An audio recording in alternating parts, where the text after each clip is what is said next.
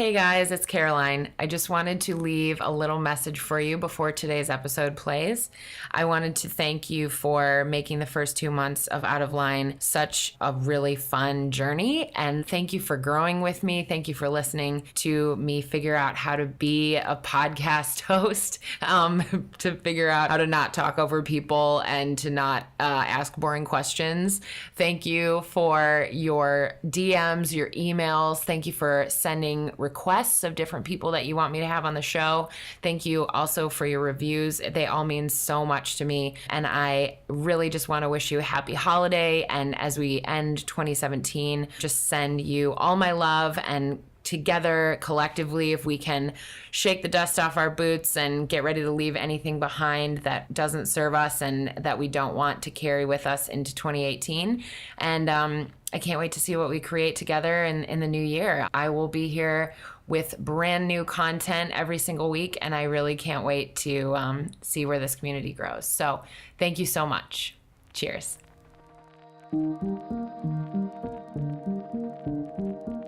I think we have a lot of sex education that we got around STDs and how to practice safe sex, and there's plenty of sex education, but there hasn't been a spiritual sex education in our youth and in growing up and understanding the energetics of sexuality.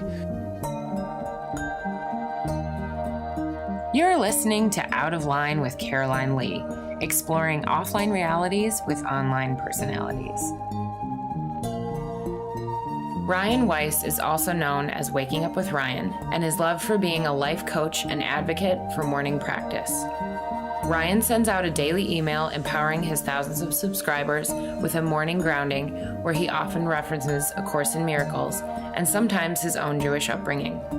Ryan has reinvented himself many times, singing and dancing on Broadway for years before returning to LA, where he currently leads yoga retreats and coaches his clients.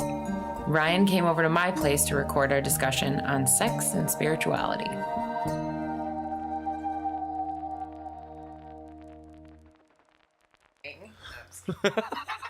What are you wearing? Well, what I'm wearing a shirt that says, I'm actually wearing a shirt that says Powered by Orgasm. I know. I love it. It's a good color. It's a nice V. It's not too low, not too high. Looks great with your high-waisted denim. Girl. I saw a couple years ago, I was in Joshua Tree and I went to a cafe, and this older woman, she would have been in her 60s, was wearing a shirt that said Powered by Orgasm, and I was like, be my best friend. I just my mouth was wide open for 10 minutes while I watched her. And then I texted my friend and said, I'm looking at a woman that's wearing a shirt that says Powered by Orgasm. And then when I came home, this had been made. That's a good friend. I love that kind of person who hears, I just saw a shirt called that says Powered by Orgasm, and I loved it. And then their next thought is, oh, I'm going to make one for you. Oh, it's love. It's love. It's true love. Yeah. Yeah. So, and I knew we might be talking about such topics today, so I wore it for you. I'm so glad. I mean, you were like, what should we talk about today? And the first thing that came to mind was sex. I mean, that's not normally what comes to mind. I don't know why. I mean, maybe I do know why, but I don't know why. But we are all powered by orgasm. We are, and we're all here thanks to sex. It's so true. Thanks Mom. Sex and dad. Or if you have two dads or two moms, maybe one that's both or neither. Very true. Thank you, parents. Thanks, guys and gals and them. Yep. Thank you, them. All right. So I love that when we emailed about this, and I, that sex is the first thing that came up, because not that I like to, source that in the world, but I do. So what does that mean? Source that? That I like to just bring up in people. I like to make sex jokes, and I like to talk about sex, and I like to talk about things that are taboo. Do you feel now that there's this big harassment conversation that you have to tamper the sex talk? Do you notice the impulse inside yourself? I notice that I'm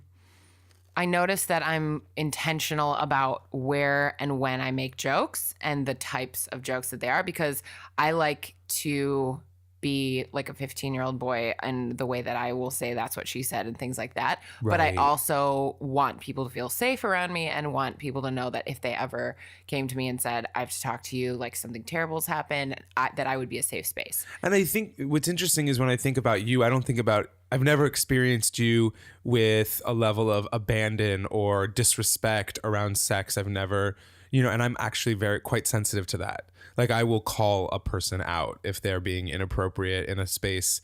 I've kind of always been that way, but I've never noticed that about you. Well, that's good. So I would imagine you've always been pretty respectful of the person and the place and the moment and the time. But also, it's important not to lose our sexuality and our fun and our flirtation and our irreverence with life. Like, to become too stoic and too serious with sex is, I hope that that's not, it might be what the pendulum's doing one way with all the harassment stuff in the news and what the fuck's the news? All the harassment stuff in the world. Right. The fuck is wrong with me? But the pendulum will swing one way and hopefully we'll find center. I hope so. I saw someone posted a tweet that was about, I keep hearing all these men are like having a hard time sleeping at night because they wonder if they're the next ones that are going to be, like accused for sexual assault. And they were like, here's a really clear way to figure out if you're the next one. Have you sexually assaulted anyone? Did you done it? Did you done it? Yeah. If you have reason to sweat, then sweat. Yeah. Otherwise, chill. Yeah, You're good. chill. You're good. And I think there's also probably something to say about, people who maybe have not, like Marianne. We were just talking about Marianne Williamson. In her lecture the other night, she was like, we've got to be careful right now to decipher between what is a jerk, like a rude, jerky thing to do, versus what is criminal.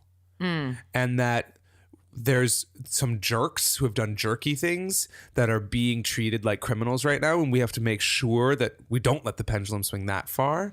And then there are criminals who have been abusing children and using people against their will. Like, that's criminal activity. Absolutely. And that is to be held accountable. It's all to be held accountable, but there's a difference between a jerk and a criminal.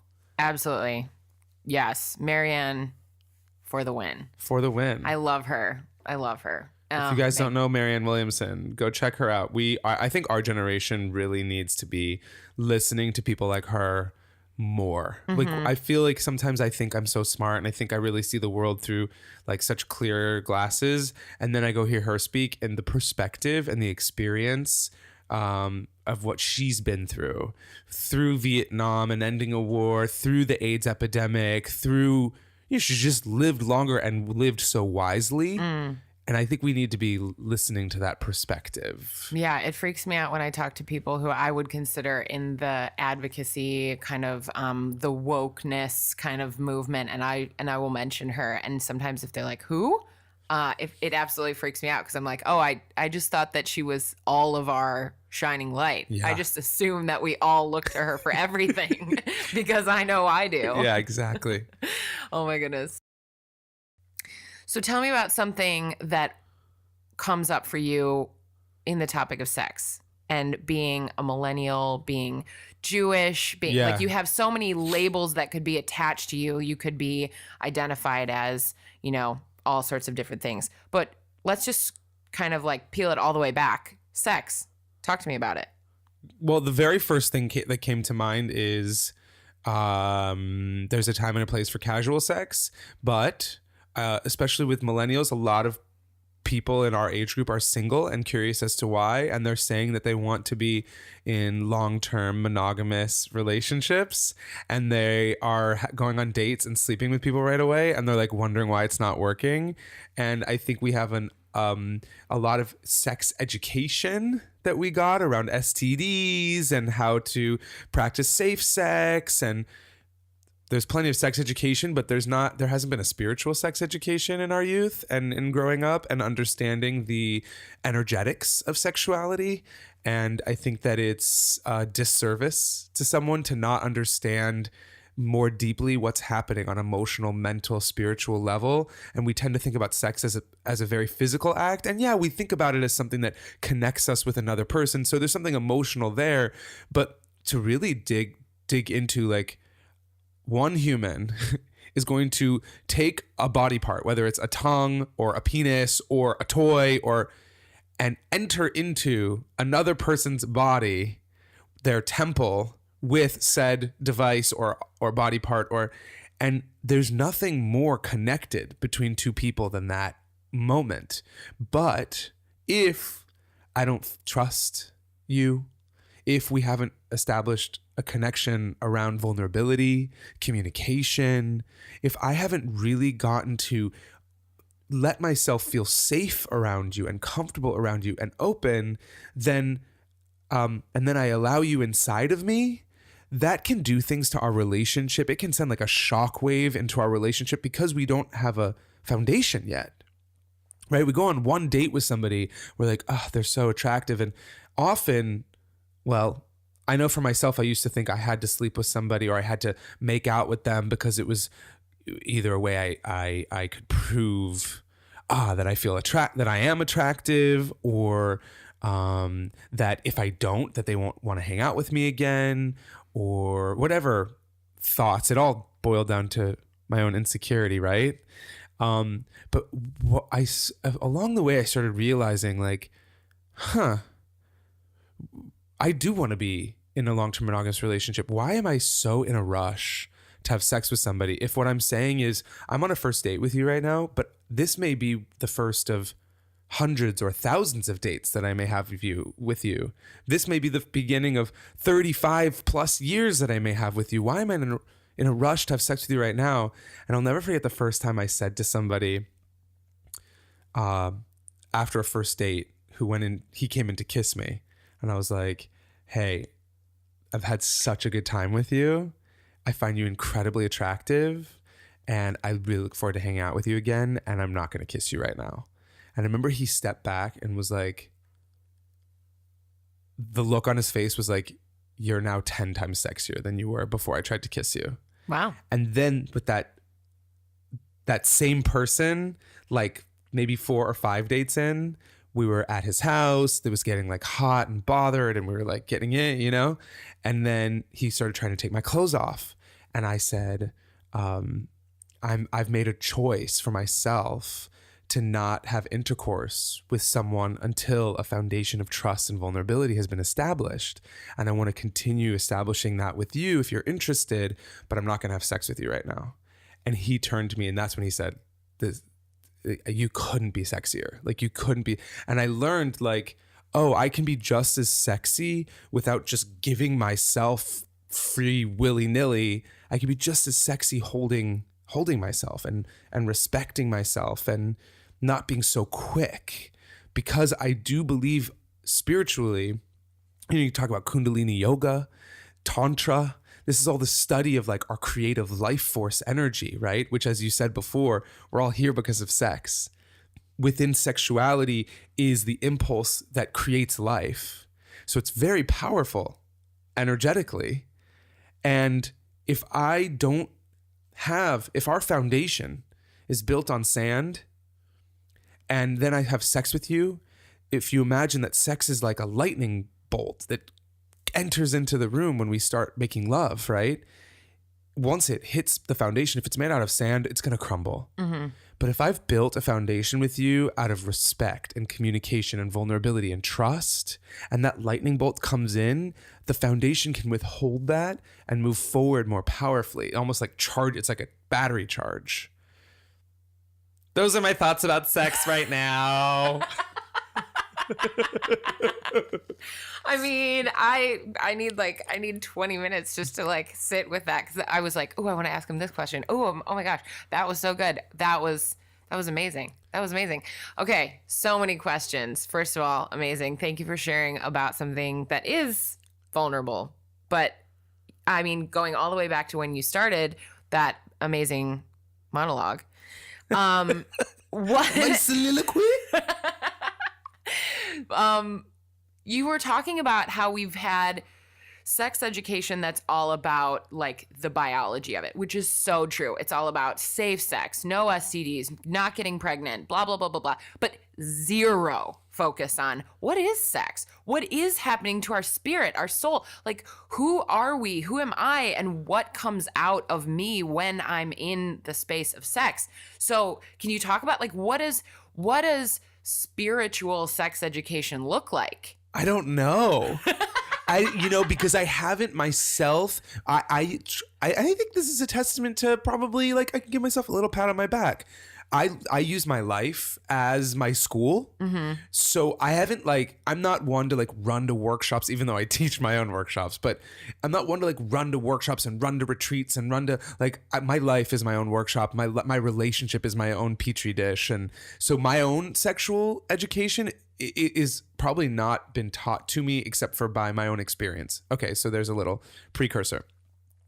For me, this goes to the root of A Course in Miracles, the idea that I'm not my body, and it's interesting to talk about the way we are educated, right? Because it is all about the physical and the practical and the pragmatic, which is so, so, so important. And I don't think either one of us are poo-pooing that, right? It's so important that we have a sex education. Yes. Many people don't get a sex education. So that's really important. And it's based on you are a body and these are the things that can happen. And if this happens, then do this. And right. And that's one part of life. That's the physical is one aspect of life. And we're so trained in that, right? You are your body, you are your job, you are your money, you are your personality, you are your name, you are your location and where you live, etc. You are your resume. That's true. Yeah. Right? Like I walk around this earth in my body. So that's true. I am the body. I don't want to deny the body.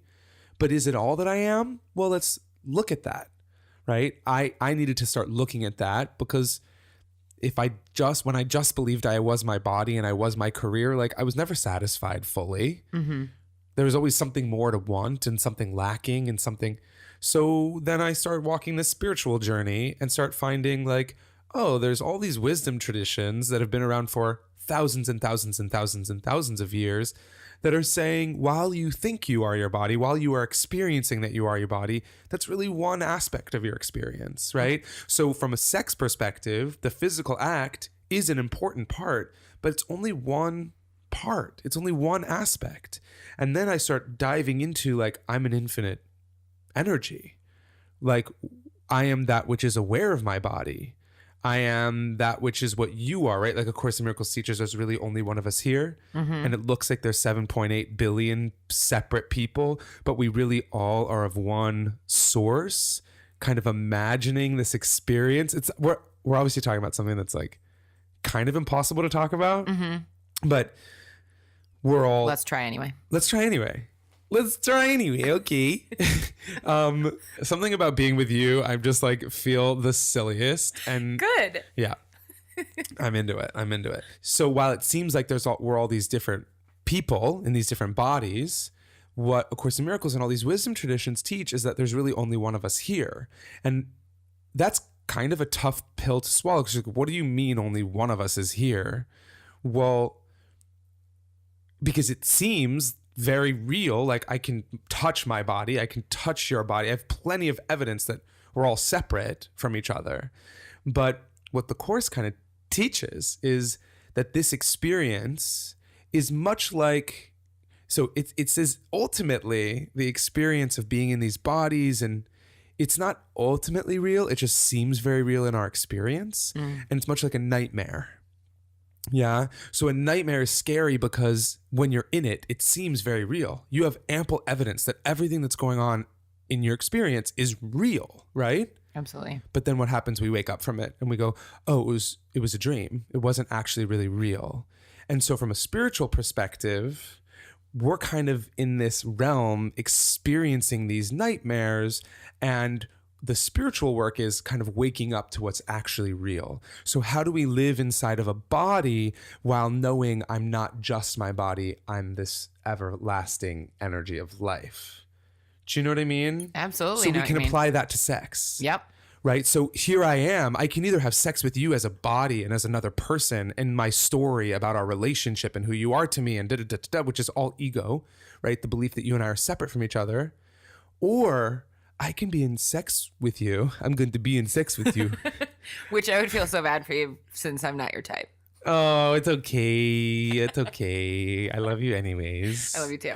But I could be experiencing sexual intimacy with you, knowing that you are you with a capital Y, that you are the same infinite spirit that I am, that I'm being intimate with this incredible, miraculous energy, and that I can take it, it's like there's a different speed to that kind of sex. There's a different touch to that kind of sex. There's a different respect and a different cherishing to that kind of sex, because it's not about an orgasm, right?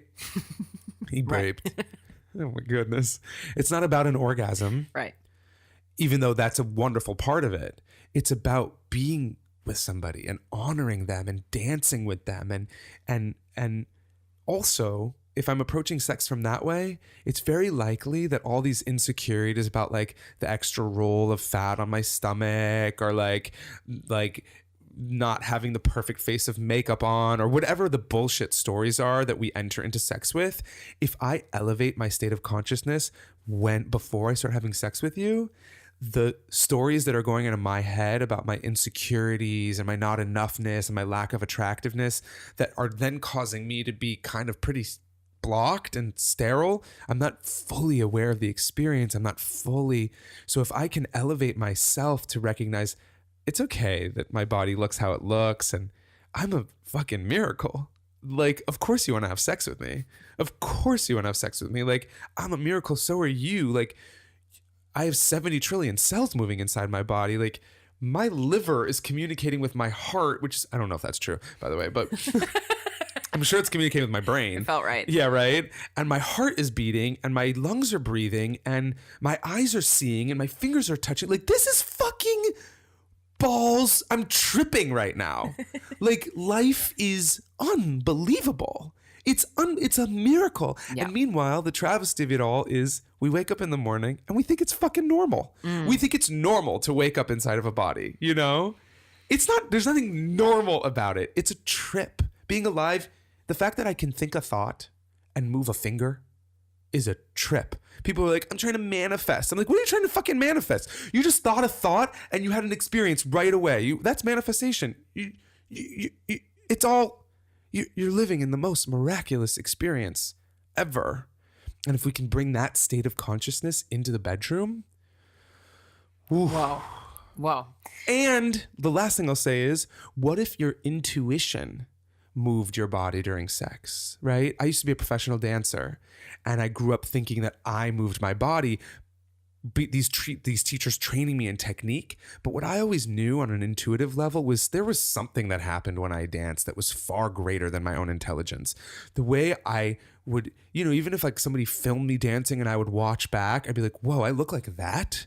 Like, I'm so not aware. Like, wow, that was so beautiful. The way my head trailed behind my neck to then the way my hair created this angle, and the way my arm did I'm like, there's no way that I was thinking my body into doing that. There's something greater than me that's moving my body while I'm dancing.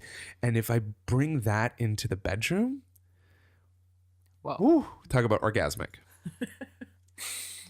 So much good all over again.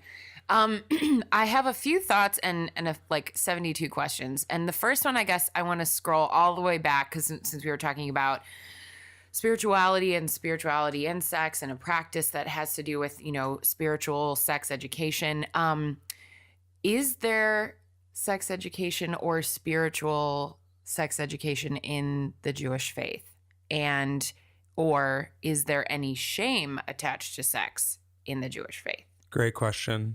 I can't speak to it. Like, we could probably get my brother on the phone, who's a rabbi. Oh, actually, he's at a big conference right now with my sisters, who are both cantors. Which, if you don't know what that means, it's like the singing rabbi. I do know that in the Jewish faith on Shabbat, the Sabbath, Friday night, sundown, it's actually a mitzvah to have sex. I believe a mitzvah is a good deed, a blessing, an act of God, okay? So, or actually, a mitzvah is really a commandment, meaning we're commanded to have sex on Shabbat. So you're supposed to. Yeah. Now, here's the issue with religion, though. And again, I recognize that, like, I may be speaking out of turn, but Never. the issue with religion to me and to any scholar is that there's what we've learned about religion, right? And so versus what's the mystical underpinnings of why the religion began in the first place, what was being reverenced, right? What was being honored and worshiped and loved and learned versus, and that's what I would call the mystical underpinnings of any religion. And by the way, at the core of every single religion, it's the same.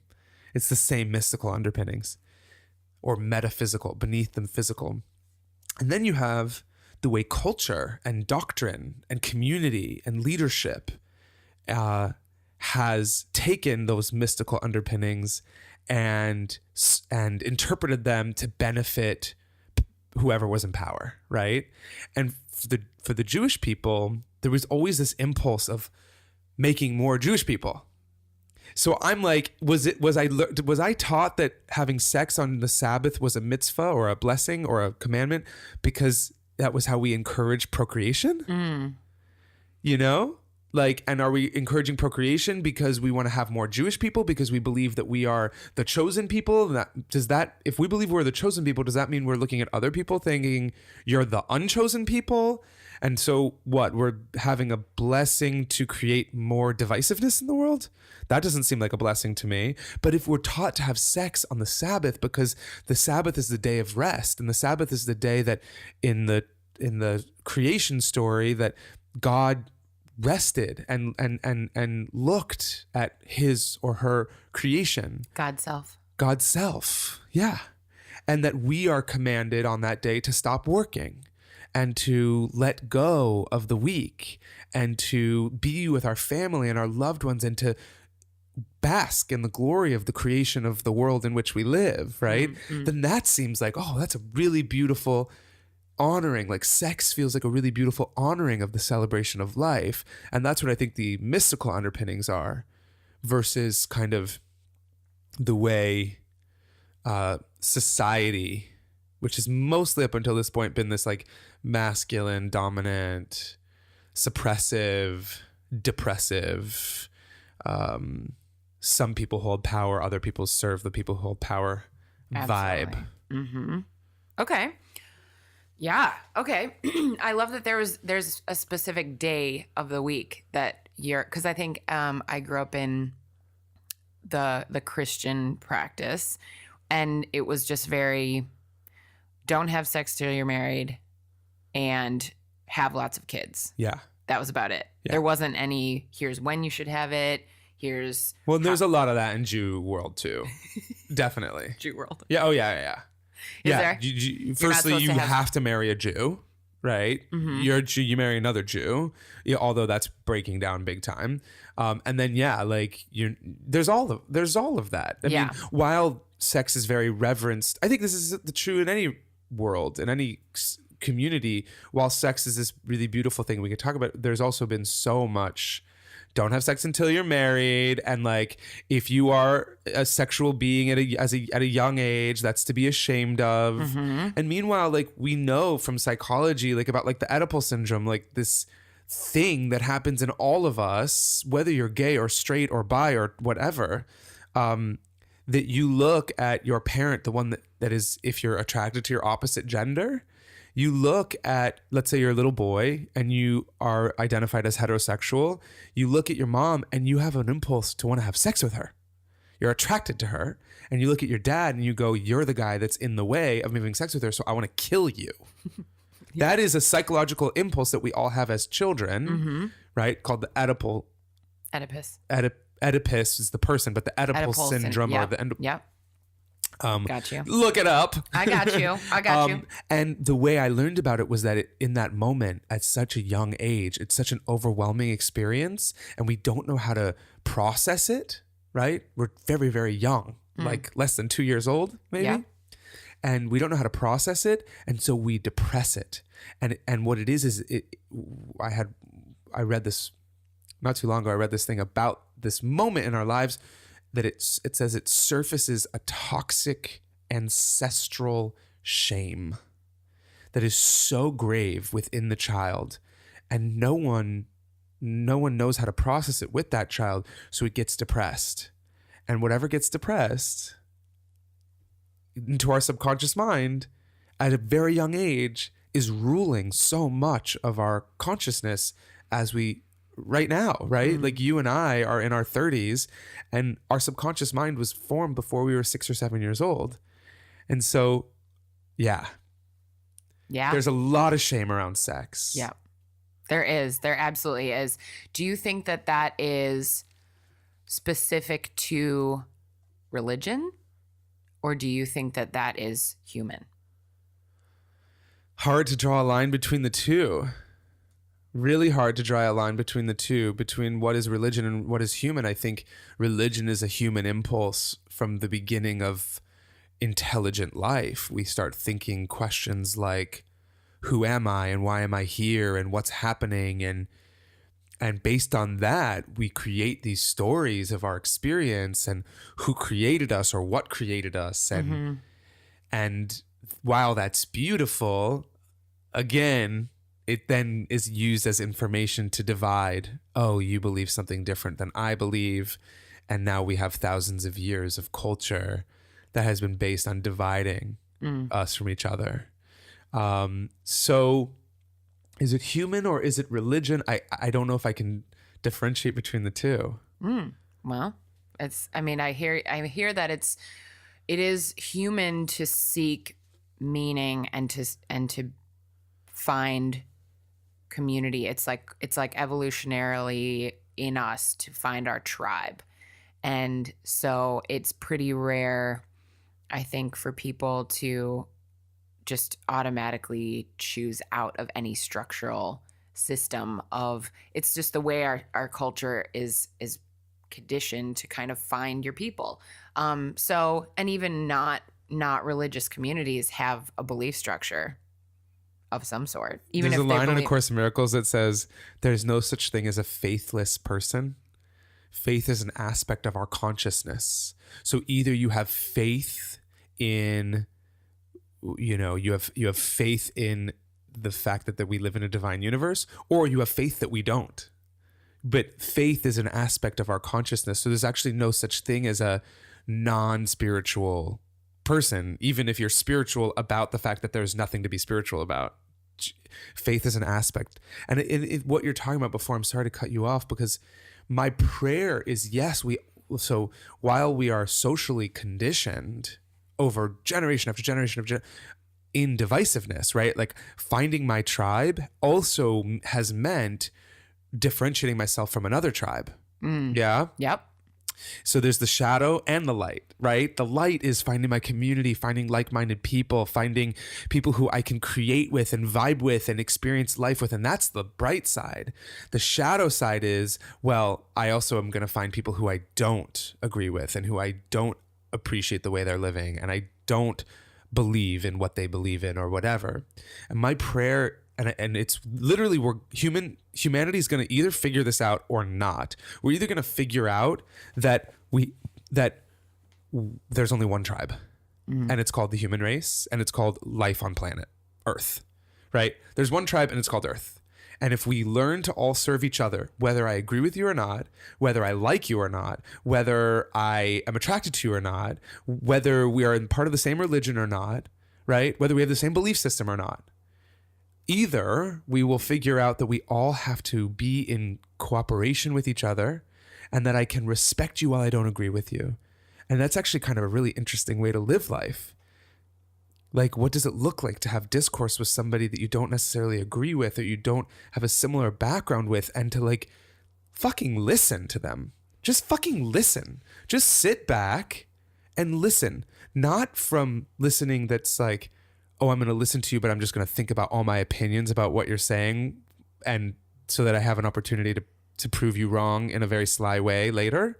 But like, what if just listening means like, I'm going to actually sit back and breathe and have compassion for, there's no one's wrong. There's literally no one's wrong. Everyone just has their perspective based on their experience.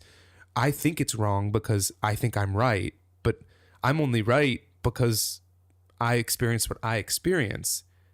And so then I have a perspective, and now I think my perspective is right, which means anything that doesn't fall in alignment with my perspective is wrong.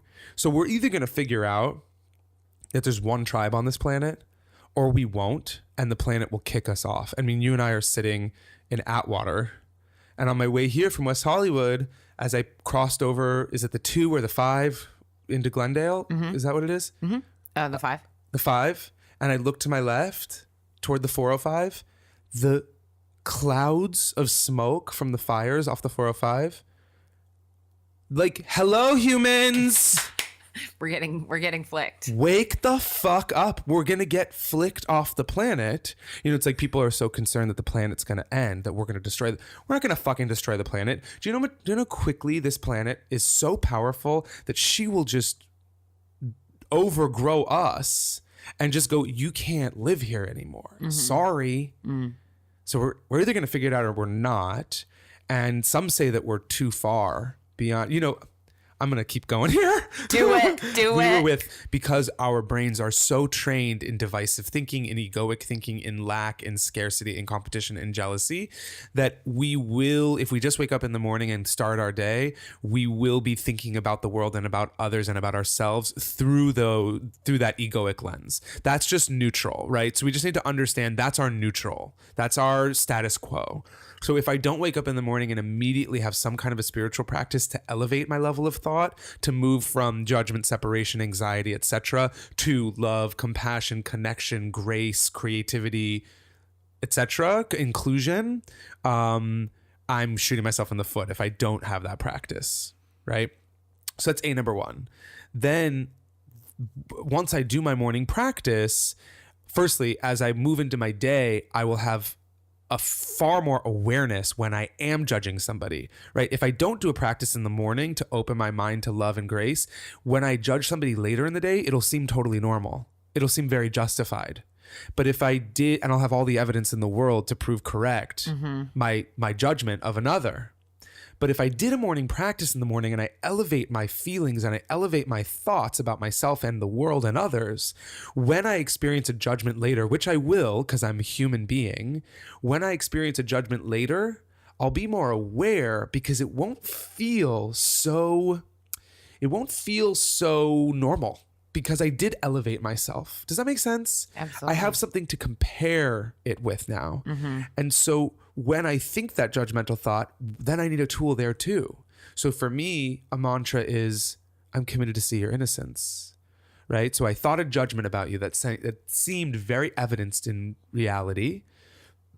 And what I know is if I'm thinking a judgment on another, Course in Miracles teaches, when I judge you, I'm to visualize an axe coming down on your head and then see the very same axe falling on my head because there's only one of us here. So if I'm judging you, I'm hurting myself. If I'm judging you, blaming you, whatever, I'm the one sitting with judgment. I'm the one sitting with blame. If I'm angry at you, I'm the one sitting in anger. And it doesn't mean that I'm not justified sometimes to be upset with somebody else. It just means, what am I going to do about it? Am I going to stew in it? Am I going to just think about it? Am I going to go to lunch and talk to my friends about it? Am I going to call my mom and talk to her about it? Am I going to go back to work and bring that to my work? Or am I going to be a fucking mature adult who recognizes that I have power over my life and my emotions and my choices? And so if I can then have a practice to then say, well, firstly, this is part of the problem with some therapy is you're justified, just feel your anger, just feel, and then they stop there. And I'm like, yeah, feel your anger, please feel your anger, feel you're upset, feel it, and then do something about it. Because anger is just messy. If you just act out of anger, then you're just perpetuating more anger. But if you have a practice in that moment to then, okay, I recognize that I'm stewing. Okay, I recognize that I don't feel love in my heart right now. I recognize that I'm feeling a level of upset. What if I close my eyes for a moment and actually feel it and take some deep breaths and invite the highest version of myself into the room and help me see, okay, what is this teaching me right now? What is this offering me right now? How is this asking me to grow right now? What limit am I pushing? Which is why I'm so uncomfortable, because I'm hitting some kind of a growth limit in my life right now. And how do I open to take the next step in my growth? Okay, I can ask some questions of the anger. What are you here to show me? What are you here to teach me? Right? I can surrender my anger. I place my anger on the altar in my mind, and what I place on the altar is then altered, right? I can invite love into my heart in this. So there's so many things that I can do, but the kind of the Advil for me is two things, two mantras. One, I'm willing to see this differently. Very Course in Miracles. Or two, I'm willing to see your innocence. Because what it reminds me is of what we talked about before, which is I can either experience myself as a person, aka an ego, in a world of 7.8 other egos, or I can see myself as an infinite energy and infinite grace, which means I'm going to remember that about you, right? So when I say I'm willing to see your innocence, what I'm really saying is, okay, on a practical human level, I see that you said something to me that really pisses me off right now. But I also know that you are born in this world of an infinite grace, of a pure energy, and that as a pure energy, you grew up in the world, and as a young age, and at a young age, as a young child, you started learning about a painful world, about an angry world, about an unsafe world, and you got hurt along the way.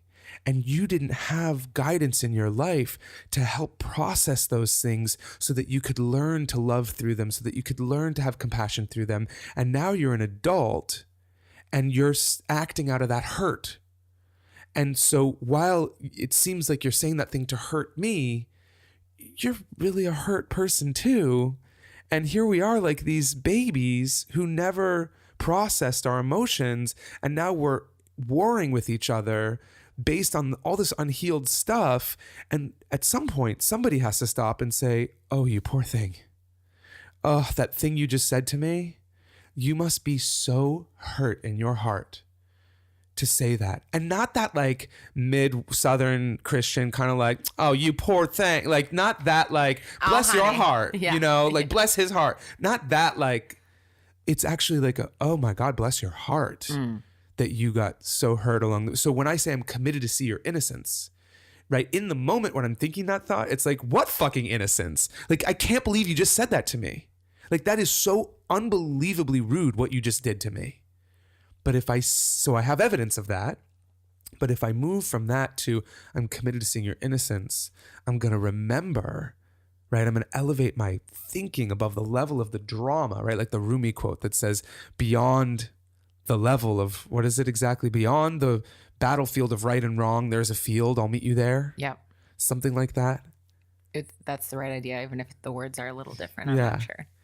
So I think that's again, we're either going to learn to see that our problems in our life on a daily basis are here to help us grow and stretch and learn and expand and learn to love and communicate and be vulnerable. And it's so beautiful when we live life that way. Or we're not going to learn that and we're going to blow each other up. Which might happen. But let's hope not. Because we're both committed to a miracle. Wow. All right. I'm going to let you talk for a little bit now. I'm just going to zip my lips for a sec. I'm not here to talk. You're the guest. I'm just listening. Okay, cool. I'm facilitating. Okay, I'll keep you talking sharing. then. No, I love that. And I think there's so much beauty there. And it's easier to say than it is to do, but that doesn't mean we can't do it. Doesn't mean it's impossible. It's not impossible. And it's a practice just like starting off a new weight training. Right. You're going to start at the beginning and be like, I can barely lift this 5-pound weight. But if you keep showing up and doing the same thing day after day after day, it'll get easier in 3 months. And then in 12 months, you'll be like, wow, I can go up to 10 pounds. And then 5 years, 10 years, it gets so much easier and your muscles get stronger and the people around you start noticing, and it does have a ripple effect. So I think it can be easy to just throw it away and be like, that's harder. That's too hard. That's hard. I can't. That's hard. But starting. That's what a practice is. That's why we believe in something and we're not perfect at it. And I can start something and then be like, I'm going to make this my everyday practice. And then in my first week, I only remember to do it 5 times instead of 7. But that's 5 more times. That's 5 more times than you did last week. Exactly. Yeah. What about celebrating that? Oh, exactly. So I love it. There's one other thing, and this is a direct line from A Course in Miracles, because I can also imagine people listening going, well, it's easier said than done. It's really difficult to forgive somebody who's hurt me. A Course in Miracles says, I think about one friend, a friend of mine who says, well, that's very high-roaded of you, Ryan. I mean, that is just really hard. That's very difficult with this like condescending tone. And meanwhile, in my head, I'm like, all right, well, you can choose suffering if you want. Like, you can choose to be miserable. But there's a line in A Course in Miracles that says, it's not difficult, it's just different. So when I think, well, it's really hard, it's really difficult to have compassion for that person, it's really difficult to see their perspective, the Course says it's not difficult. It just seems difficult because it's different.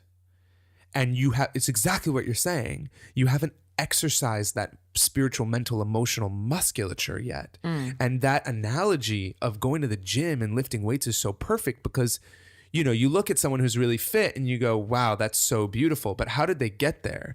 Literally, when you go to the gym, as you lift weights, you're actually not getting stronger. You're actually getting weaker because when you actually lift weights, you are tearing your muscle fibers.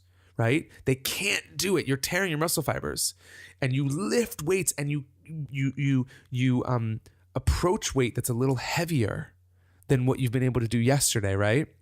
And you reach your limit, and then you want to push a little more, and then when you get stronger is how you walk away from the weight. And when you go home, do you eat the proper nutrition to nourish the body back to health? Do you take a bath with Epsom salts? Do you get a massage? Do you take a cold shower? Like, how do you take turmeric as an anti-inflammatory? Do you eat anti-inflammatory foods to help rebuild the musculature? And then now you're stronger, and then you can go back to the weight and lift heavier weight. And the same thing happens over and over and over again. And I think that we're a culture of people who are walking into the world and we're lifting really heavy weights. Like, as a society, there's a lot of weight we have to be lifting right now. There's a lot going on. And it's, by the way, for everyone out there going, it's worse than it's ever been, like, go take a history class. Yeah, it's so true. Okay? Like, it's always been this bad. And that's a line from A Course in Miracles that it literally says, when you wake up, essentially, it doesn't use the words wake up, but when you wake up, when you get woke, it'll seem like everything's getting worse. It's not. You were just anesthetized to how bad it always was. Okay, does that make sense? Absolutely. When you wake up, you're looking around now from fresh eyes. You're looking around from the perspective that there's another possibility. There's a possibility of healing. And meanwhile, because you have this new perspective, you're looking at everything and it seems like it's getting worse. No, your perspective shifted. So everything seems like it's getting worse. It's just as bad as it always used to be. You just are not tolerant of allowing it to be that way anymore, right? Does that make sense? Absolutely. So I lost my train of thought. Well, I loved it. I was following you, hanging on your every word.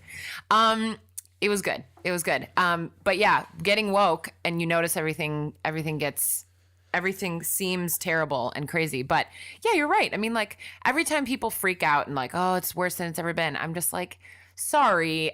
Like, I've had grandparents in wars. Yes. No, you're not being in relationship with the history of your family, because even if you went back 2 generations, I can promise you that when my ancestors were, when the wife was pregnant and the man went off to war and she was sitting at home thinking, I hope that my baby daddy comes home alive before I give birth to this child, that seemed a lot darker than the moment I'm sitting in, which, yeah, there's a lot going on.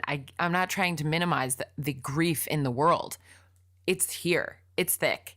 But it's not the first time this has happened. And it's really important to be in connection to that, because when people get dramatic, that's when they lose me. I'm like, okay. Yeah. All right, you're dramatic. Because you're no longer part of a solution. Right. Right. And I think I look at you as somebody who is consistently engaging in solutions.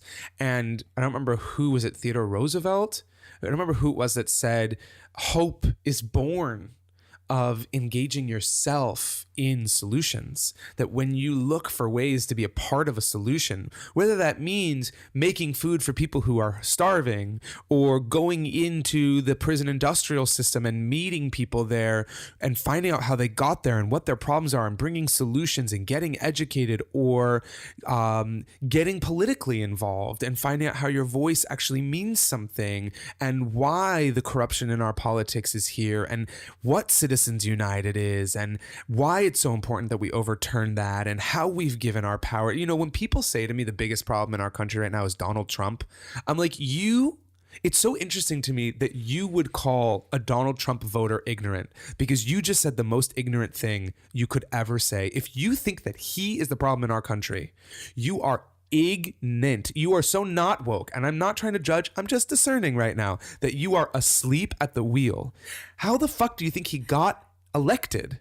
How the fuck do you think our politics have been created over time to consistently, bit by bit by bit by bit, mute the voice of the people and increase the voice of the corporation to make massive, massive sums of money allowed to enter into the political process? This has been happening for a very, very long time, and people have been screaming from the mountaintops that it's gonna explode, and no one fucking listened because you had enough credit to buy your house and do your job and da-da-da-da, and you watched TV and you got lazy and you got complacent and you listened to all these media messages, and anytime something bad was happening in the world, you just kind of went to sleep. It's like there's a reason that the Jesus story, when Jesus is in his final moments, right, in the Garden of Gethsemane, he's with his disciples. He knows that Judas.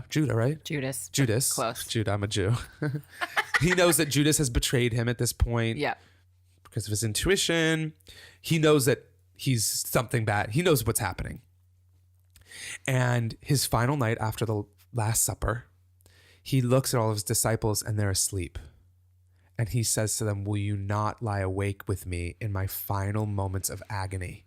And metaphysically, what that means is the disciples were in too much pain. They were so afraid of what was going to happen. And they didn't have the strength to stay awake, to bear witness to the pain of what was actually going on. So they fell asleep. And that's what we've done as a society. We've just fallen asleep and looked away and allowed it to happen. And now here we are, right? So to think that he's the problem, that's like looking at a zit on your face and blaming the zit on your face for the zit on your face, instead of looking at like, oh, there was some kind of infection that was spewing in my body for a long time and it just showed up, right? That's like a better analogy is like, it's like looking at it's like looking at cancer as something that happens to us, as opposed to something that brews within us because we're not looking at the lack of health that was happening for many, many years. And then it shows up as cancer, right? Or disease, any kind of sickness. It's like looking at a iceberg and thinking that the iceberg is only what you can see above the water, when meanwhile there's this massive mountain underneath the water of ice. So what I was saying about you before is, I believe when I look at somebody like you, or myself, hopefully, we have hope for the future because we are engaging actively in solutions in our individual ways, which means that we are around other people who have this force of forward motion and this hope that we can cultivate new community and new understanding and right? I meet people every day who are doing epic work on this planet to find solutions to the world's biggest problems. Not just like convenient problems, like friends who are in the center of the conflict between Palestinians and Israeli Jews in the Middle East, who are literally bringing Palestinian families together with Jewish families, who like that Palestinian's daughter was murdered by the brother of the IDF soldier who went into the occupied territories and opened up gunfire. And then that Palestinian's girlfriend was, that Jew's girlfriend was killed by that Palestinian's, cousin who set off a bomb in the nightclub. Like that petri dish of stuff. There are people who are getting to the root of that and starting to create conversations to create understanding between why do the Palestinians look at the Jewish people as monsters, and why do the Jewish people look at Palestinians as terrorists? Why are we painting this broad picture on people? And what is there another way? And what we're finding across the board is what matters the most is that we listen to each other, and that we listen to each other's stories, and that we find some understanding for why we believe what we believe about each other. And when we do that, we realize it's nonsense. It's actually bullshit. It's actually just thoughts that we think about each other. But when I can sit and look in your eyes and feel your heart and, you want the same things in life that I do. Everything's different then. So we started with sex, and then we went into spirituality and oneness and responsibility. How do we bring all that back to sex? How are they related? You're amazing. If sexual intercourse is the way, in a physical sense, emotional sense, spiritual sense, that we can most connect with another human being,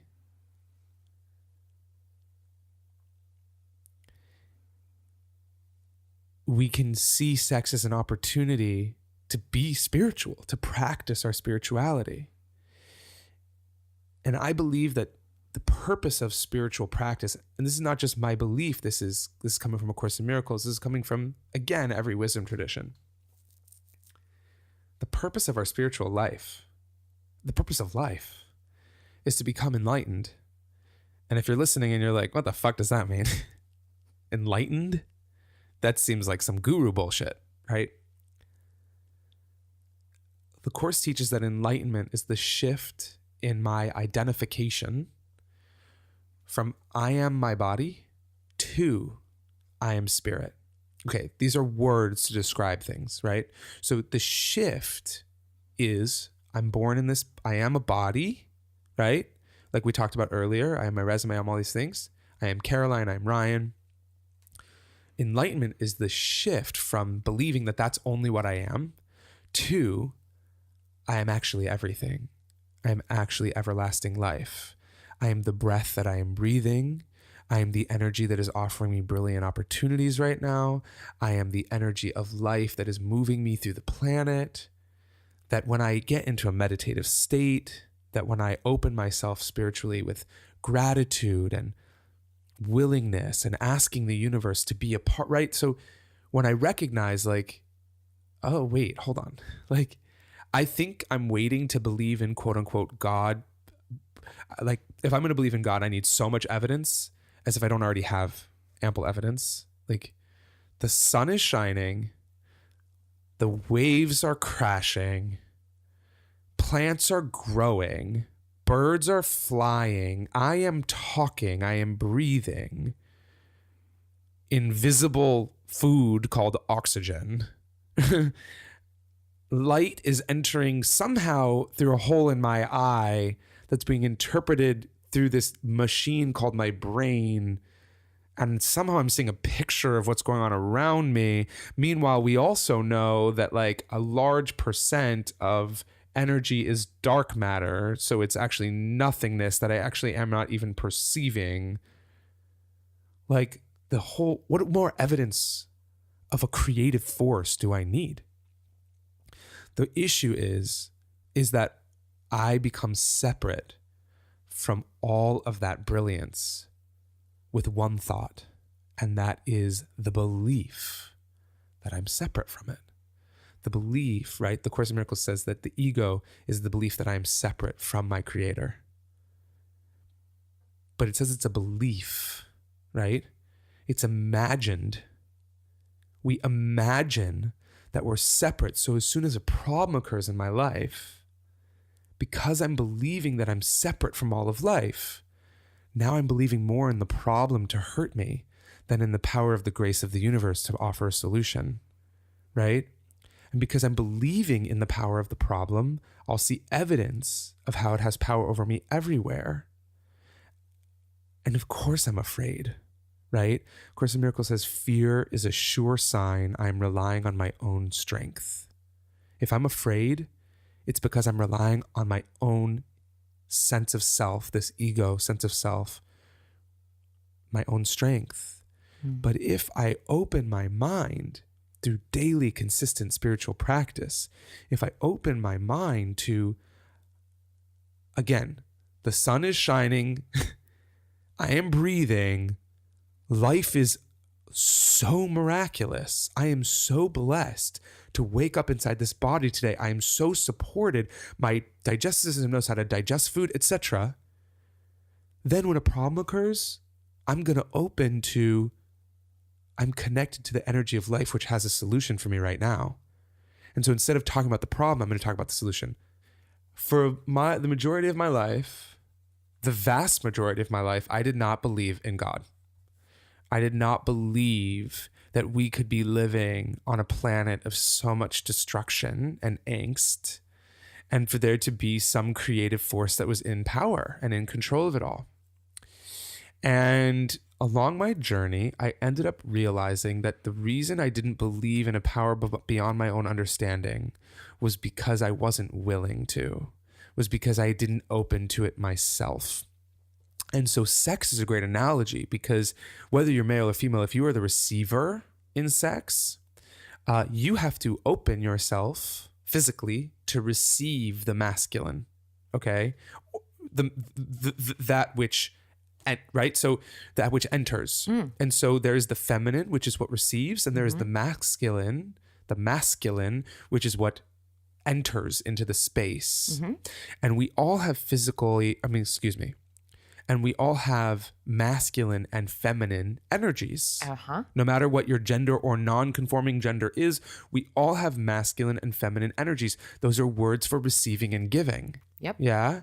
And so because we've been so trained in our world in action and doing and thinking and creating, we haven't been simultaneously spiritually educated in what does it mean to receive, right? And this popularity of meditation these days is because there's this, well, we've got to start learning how to receive.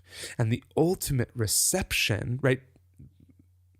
The ultimate reception is from our divine guidance.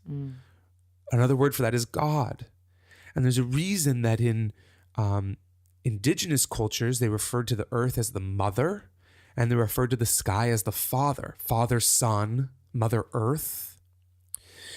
The idea metaphysically, because we have bodies because we're connected to the earth, don't we? Right? Yep. We're connected to the earth. We eat food. That's how we have physical bodies. So we are a part of the feminine, ultimately. We're grounded to connected to the earth, to the Mother Earth. And the creative force of life, the Father, enters into the mother to create life. Yep. Another word for this is inspiration. Inspired, being in spirit, means I'm opening myself to receive intelligence, and then my job is to put that out into the world. But if I'm always putting stuff out into the world based on what I think I'm supposed to do with my time and my money, I'm never going to find the level of success that I think I want. I'm never going to do anything transcendent. I'm never going to surprise myself. And I'm never truly going to touch the planet and leave a mark, make a dent in the universe. But if spiritually I train myself to open, to receive. What does that mean? To ask questions, dear universe. Like I wake up every morning and after I do my gratitude practice, I ask these questions, which again come from A Course in Miracles. The questions are, where would you have me go? What would you have me do? What would you have me say? And to whom? I ask the questions because if I ask the questions, that is my opening. And then I'm going to get the guidance throughout the day. And I relate that to sex because I am done with sexual part. I mean, I'm very happy in my relationship now sexually. Ori. Hey, Ori. But I used to find myself with, I identify as that which receives in sex, the one who receives. That's just what I prefer.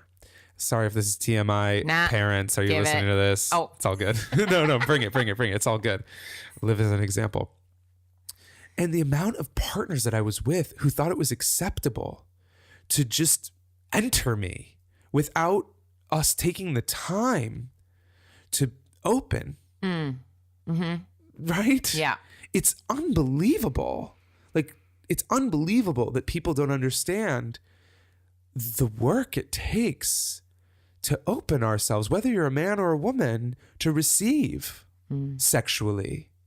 And both partners have to be willing, whether it's massage or touches or conversation or, and that doesn't mean 2 minutes of massage and then we're ready. It might mean an hour, right? There's something so powerful in foreplay. And I think our spiritual practice is like our foreplay. It's how we practice opening so that we're ready to receive. And we need to take that into our spiritual lives. We need to have some foreplay with God. We need to have some foreplay with the universe.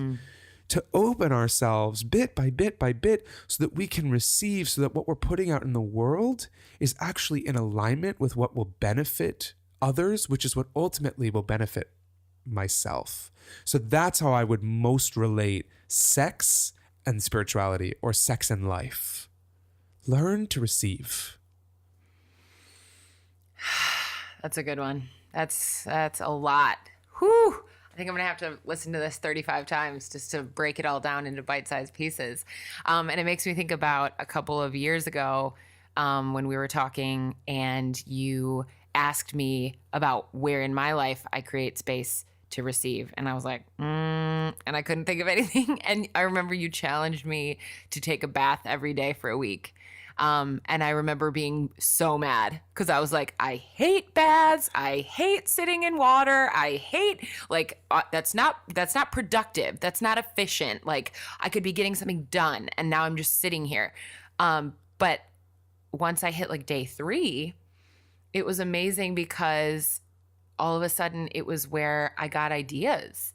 Like it was where I did receive, like it was where I did get creative inspiration because I wasn't just pounding the pavement, producing, being in my masculine, like we were talking about, where we have both the power to be in our masculine and enter into the world and be in our feminine where we're receiving. And it was suddenly like, I was like, oh, I get to sit in a bath and see what ideas I get, like see what photo shoots I dream up, see what friends I think of that I need to reach out to, see what emails I maybe even should write to like create a new collaboration with someone that I've always thought is so rad. And I never carve out space in my day to receive. And so when you challenge me, I mean, obviously I'm going to take any challenge because I'm very competitive. So when you're like, I'm challenging you to a bath every day for a week, I was like, first of all, fuck you, but done. Second of all, it's on. I know. And I learned so much. I really did. I really, really learned so much about really intentionally being in the place of receiving. And I have to create space to receive. It doesn't just happen. It's not like, I mean, and for some people, I think it is easier for them to be in the receive, and it's more difficult for them to be in their masculine and be the producer or be the driver or be the, whatever it looks like in that moment.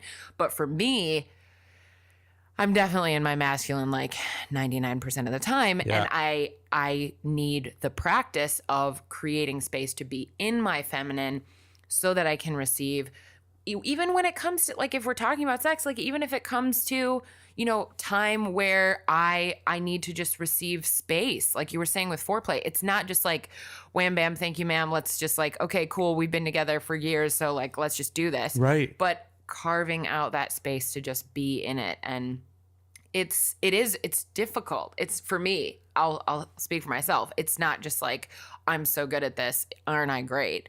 But having a space to get to talk about it is really supportive. Yeah. And hopefully having a space to inspire others who are still listening all these minutes later.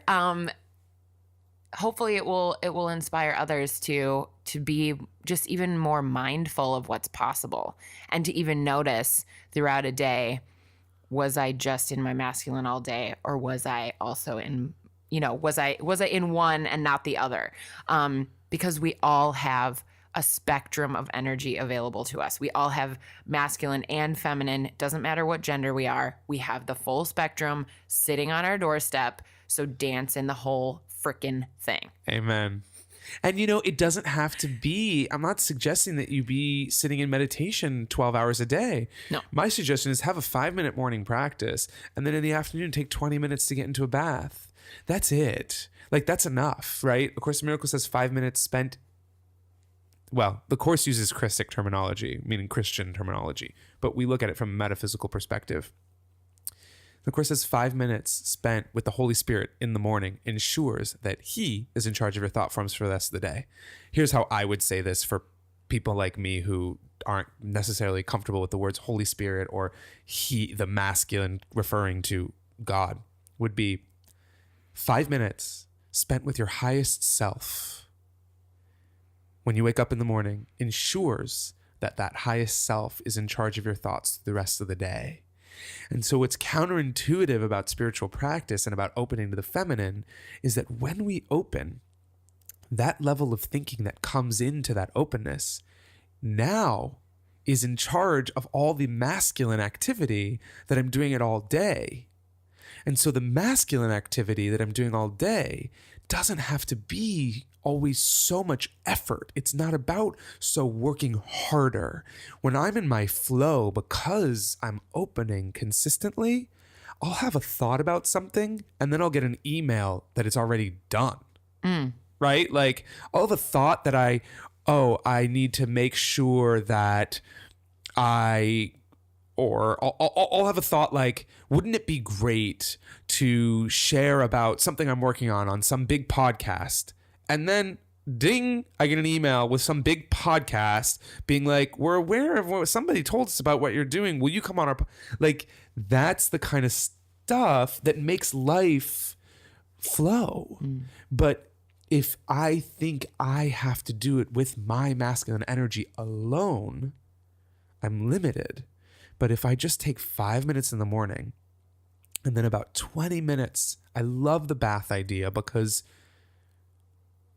it's the one place, unless you live next to a hot spring, that like the feeling of the warm water and how it soothes and relaxes the muscles of the body.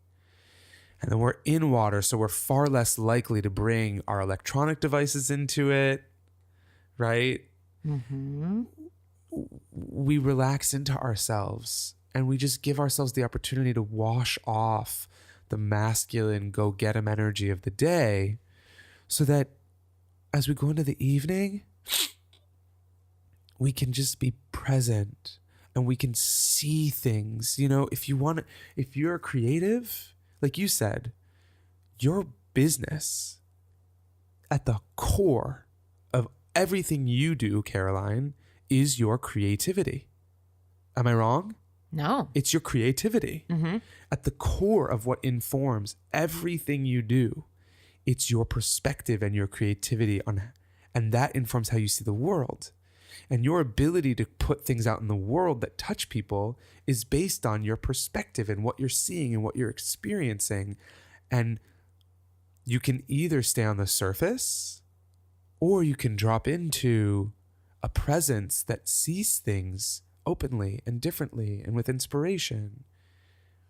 And now you have something to say in the world. Now you bring that energy into your masculine, and your masculine takes that and puts it out into the world, right? now you're talking, now you're touching people. But without it, your ability to make a dent in the universe is nullified. My point in that long diatribe is it doesn't take a lot, right? The universe responds to even our slightest invitation, but we have to be the invitation. It's good. I like it. I'm gonna buy it.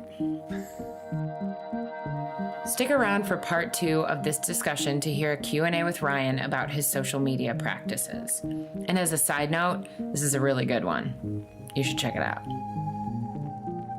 This episode of Out of Line was produced by me, Caroline.